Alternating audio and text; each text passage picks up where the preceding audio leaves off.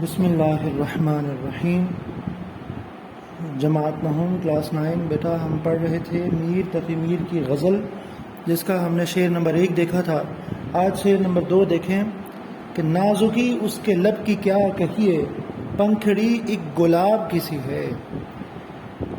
یہاں میں نے آپ کو بتایا تھا کہ شاعر کی مراد فقط یہ نہیں ہوتی کہ وہ اپنے محبوب کی یا کسی کو سامنے بٹھا کے اس کے لب و رخسار کو لفظوں کا جامع عطا کر رہا ہے یا لفظوں سے اس کی شکل بنا رہا ہے۔ یہ یوں کہیے کہ کسی کے جسم کی نہیں، خوبصورتی کو جسم عطا کر رہا ہے وہ، کہ خوبصورتی بائی نیچر کیسی ہے۔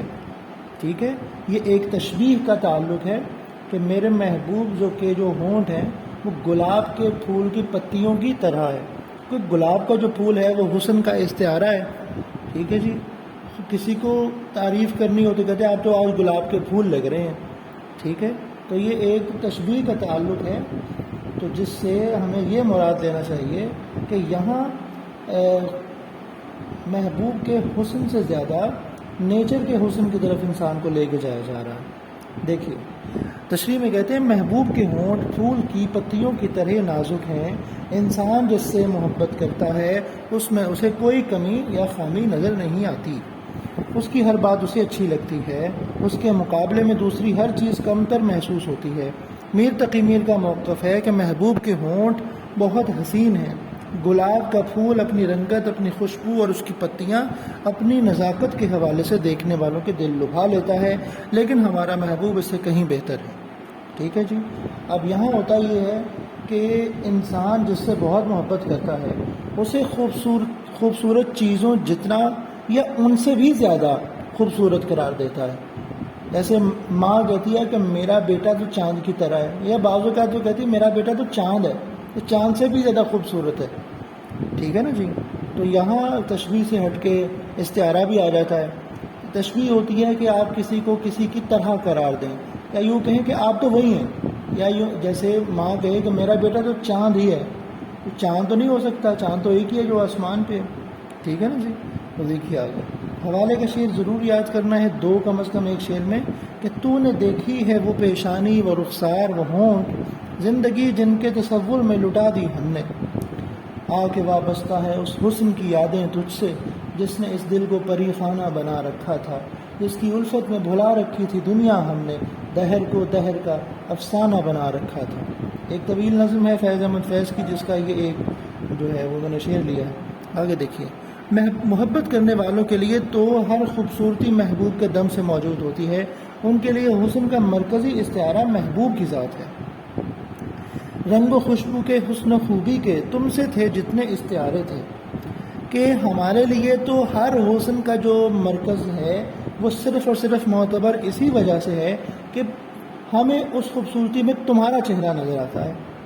ٹھیک ہے جی، آگے دیکھیے، میر تقی میر کے موقف کے مطابق محبوب کے ہونٹ گلاب کے پھول کی پتیوں کی طرح نازک ہیں۔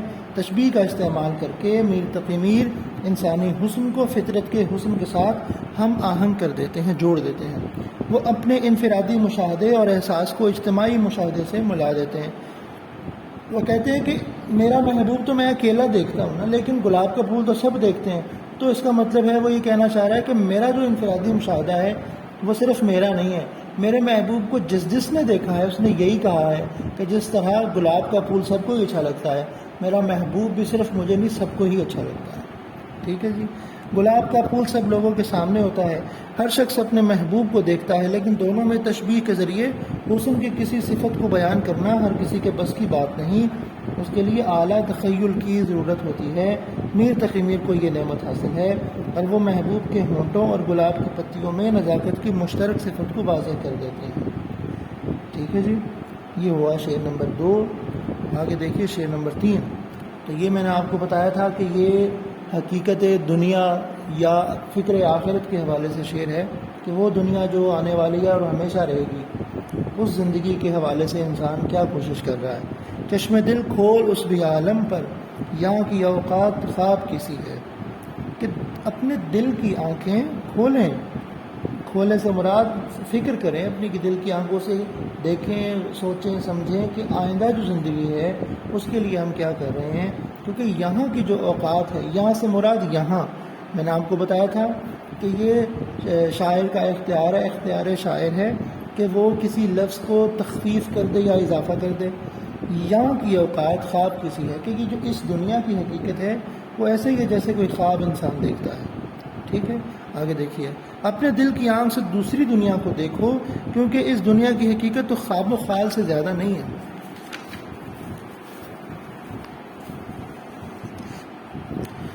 کسی بھی چیز کی حقیقت کو سمجھنے کے لیے بصیرت کی ضرورت ہوتی ہے۔ انسان اپنی بصارت سے چیزوں کو تو دیکھ سکتا ہے۔ بصارت مطلب جو آپ کی سر کی آنکھیں ہیں ان سے جو آپ دیکھتے ہیں انہیں کہتے ہیں یہ بصارت ہے، لیکن چیزوں کی حقیقت کو سمجھنے سے مراد یہ ہے کہ آپ اپنے دل سے اس چیز کو دیکھیں، مشاہدہ کریں، جسے بصیرت کہا جاتا ہے۔ میں نے یہ آپ کو بتایا تھا، لیکن اسے سمجھنے کے لیے بصیرت چاہیے ہوتی ہے۔ میر تقی میر اسی بصیرت کی ضرورت و اہمیت واضح کرتے ہیں۔ چشم بینا بکر خدا سے طلب، آنکھ کا نور دل کا نور نہیں، کہ اللہ تعالیٰ سے وہ آنکھیں بھی طلب کر کہ جو تمہارے دل کو روشن کر دیں۔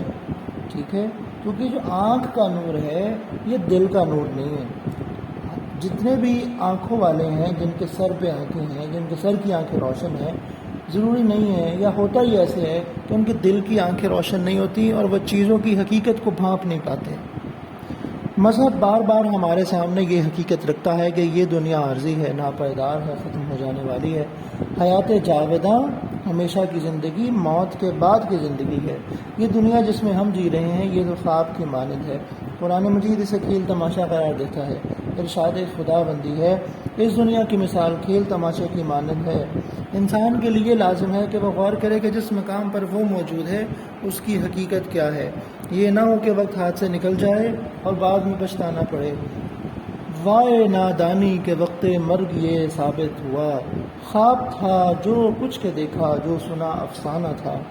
کہ زندگی بھر ہم جن چیزوں پہ فخر کرتے رہتے ہیں کہ ہم یہ جانتے ہیں یا ہم نے یہ دیکھا، ہم نے فلاں دیکھا، تو جب آخرت یعنی موت کا وقت آتا ہے تو انسان کو یہ خیال ہوتا ہے کہ میں تو کچھ بھی نہیں دیکھا، یا جو بھی میں نے دیکھا وہ تو حقیقت نہیں تھی، حقیقت تو کچھ اور تھی۔ عقل کا تقاضا یہ ہے کہ انسان عارضی اور ناپائیدار چیز پر اس شے کو اہمیت دے جو پائیدار ہو، جس نے ہمیشہ رہنا ہو۔ میر تقی میر جب اس زندگی کی ناپائیداری اور اس کے غیر حقیقی ہونے کا تذکرہ کرتے ہیں تو وہ ہمیں زندگی کے مقصد کی طرف متوجہ کرتے ہیں کہ سوچو، اس دنیا سے رخصت ہو کر جس دنیا میں تم نے جانا ہے اس کے لیے کیا تیاری کی ہے۔ آگے خواجہ حیدر علی آتش کا شعر ہے کہ عدم کے کوچ کی لازم ہے فکر ہستی میں، نہ کوئی شہر نہ کوئی دیار راہ میں ہے۔